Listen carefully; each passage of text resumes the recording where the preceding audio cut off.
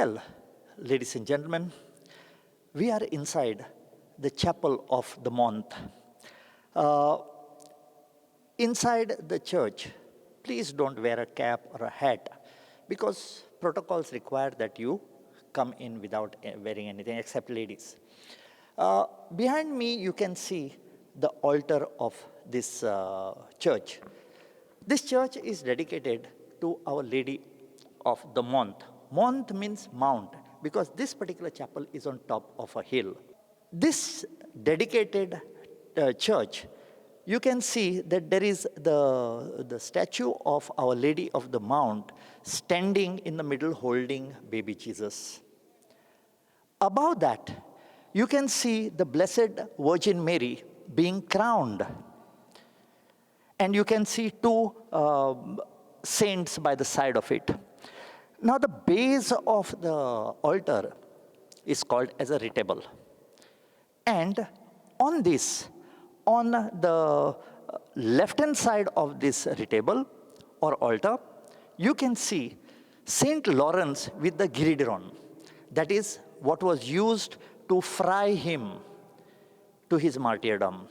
In fact, you will be able to get more of this information on our episode, which we have done on the Linares Church of Sinkeri, because that is dedicated to Saint Lawrence.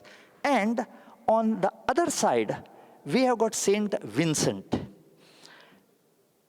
Outside this altar, outside the main altar, there are two other altars over here, which is showing you Saint Anthony the Hermit here. The other side was Saint Anthony of Lisboa, but today we can see a idol of Mary Immaculate inside over there. Ladies and gentlemen, this place reverberates to the sounds of music during the Monte festival.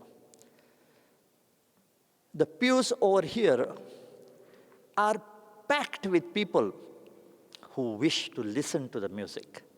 And when I talk of music, the Monte festival doesn't happen on the Mount every day.